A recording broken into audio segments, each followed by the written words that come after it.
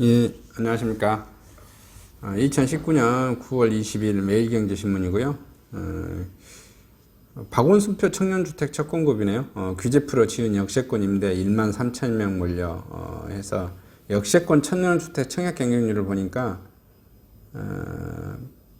구이동 청년주택은 공공임대 뭐 이렇게 해가지고 139대 1 정도 돼주고요.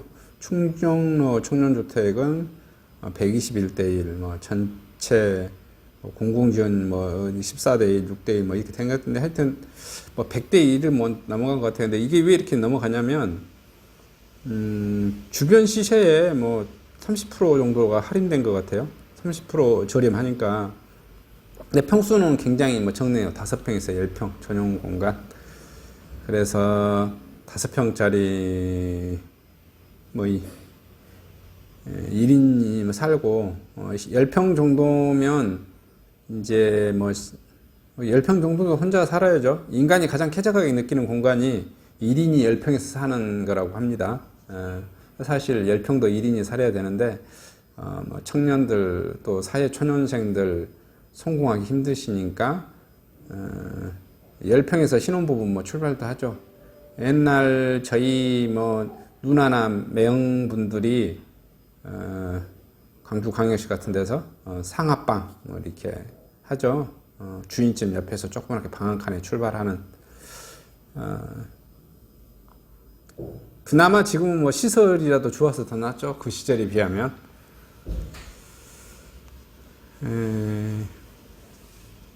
역세권 청년주택의 박 시장이 2016년 대학생 사회초년생 신혼부부들이 높은 주거임대료 부담에 허덕이는 문제를 해결하겠다며 공급을 약속한 산시대의 천년 전용 공공주택입니다. 이제 세대수는 많이 공급 안 돼서 좀 아쉽긴 하죠. 결론은 그냥 제가 보기에는 소형 아파트 공급이에요. 소형 오피스텔 뭐 이런 거, 소형 도시형 생활주택.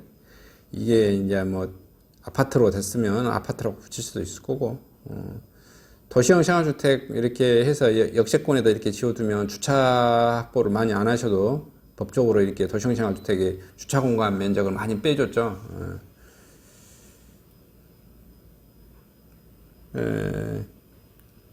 그래서 입주 대상은 19세부터 39세 학생, 사회초년생, 청년 1인 가구, 신혼부부, 서울시가 땅 건물을 보유한 민간사업자에게 용도지역의 상향, 세제 혜택들을 지원하고 규제 대신 당근을 통해 임대주택을 지어서 주변 시세보다 30% 저렴하게 하니 젊은 친구들이 벌떼같이 들어왔다 뭐 이런 내용입니다. 근데 좀 너무 생색내기죠. 근데 이게 참 예전에 뉴스 보니까 그런 것 같아요. 또 이걸 지으려고 하니까 주변에서 못 짓게 막 데모하고 이런 것도 좀 있고 그런 것 같아요. 이게 이제 그 소형 아파트로 다 깔아버리니까 그러겠죠. 그러면 이제 주변에 그 영향력이 그 플러스 요인이 아니고 정해 효과가 아니고 조금은 그 마이너스 부의 효과가 나올 수 있다라는 그런 그 두려움, 그 지주들이나 건물주들이 그런 두려움, 그래서 이렇게 그러지 않나 이렇게 싶습니다. 그럼 제가 말씀드렸던 상하 2차 재건축 라클레스 최소 60로또 북적북적 이렇게 제목 잡혔네요. 문제 모델하우스 오픈했죠. 제가 이거 상하 2차 재건축 라클래스 해가지고 10억 벌기 뭐 이렇게 했는 것 같은데, 여기 이제 최소 6억이라고 했는데 여기 이제 미니멈 하게 이렇게 보신 분은 분석하신 것 같고, 제가 보기에는 그 주변 시세 차익만 봐도 개포동하고 이렇게, 개포동이 위치가 더 안 좋죠. 라클래스인데 위치가 훨씬 더 좋아요. 그 시세 차익만 해도 뭐 제가 그 가격만 해도 뭐 7, 8억은 되겠더라고요. 그것도 이거 새로 짓는 거 하면은 뭐 10억은 충분히 간다. 제가 보기엔 분양권 상태에서 10억은 충분히 갈 것 같아요. 서울 사람들 이제 가점이 또 한 70점이나 뭐 높고, 또 현금 부자들만 가능하겠죠. 왜냐면은 9억 이상 대출 안 되니까 계약금하고 중도금 한 13억 정도가 필요하시다고 그러네요. 돈 많은 분들에게만 행운이 가는 그런 시대를 만들어 놓은 것 같습니다. 만약에 이번 정부가 저런 그 규제를 가하지 않았다라면 점수만 높으면 돈이 좀 없더라도 이런 행운을 받을 수는 있었겠죠. 근데 이거는 두 가지를 다 갖춰야죠. 점수도 한 70점대 이렇게 높게 돼야 되고, 또 현금도 한 이렇게 많이 가지고 있어야 되고, 이런. 그 다음에 하락하던 재건축마저 상승, 민간상한제 엄포가 전혀 안 통한다. 뭐 계속 이제 뉴스 나오는 거고요. 그 다음에 여기 뭐 새로운 거 하나 있네요. 꼬마 빌딩 소액 투자 시대 저물어 간접 투자도 방법이다 해가지고, 부테크 쇼에서 후속 개인 상담사들이 하고 부동산 미래 가치 보고 투자를 발전, 여력, 금천구 등 유명하다. 이제 고종환 원장은 금천구 계속 이렇게 추천해 주고 있네요. 네, 이제 금천구가 뭐 이렇게 군부대 뭐 중공업 지역이 있는데 여기에 좀 뭐 호재가 있다. 신안산선 개통되고 뉴딜 사업 진행되고 뭐 이런 내용입니다. 그 다음에 이제 그 신기동 이사는 10억 원을 가지고 서울에 꼬마 빌딩을 사서 몇 년 뒤에 시세 차익을 얻는 일이 이제 어렵게 됐다. 이제 선을 그었습니다. 그러면서 정부의 정책 흐름을 보면 앞으로 아파트 투자나 소액 빌딩 투자가 쉽지 않는 길로 갈 것이다. 이러면서 정부가 내놓은 부동산 간접 투자 활성화 방침을 주목할 것을 당부했습니다. 근데 저는 이걸 반대해요. 이분의 의견하고 저는 전혀 반대입니다. 왜 그러냐면 지금 현재 꼬마 빌딩에서 꼬마 빌딩 하면 그 다가구 주택이나 다세대 뭐 이런 거 있죠. 그 다음에 뭐 점포주택이나 상가주택 말씀하시는데, 물론 예전에 비하면 그 세율을 좀 더 높였어요. 그렇더라도 어마어마한 이익인 것입니다. 솔직히 기존에는 허술해서 세금을 너무 안 낸 거죠. 그래서 제가 보기에는 적정하게 세율을 내는 것이라고 봐줘요. 그리고 간접 투자는 물론 이제 저는 항상 그렇습니다. 간접 투자는 내가 있잖아요. 돈이 엄청 많아.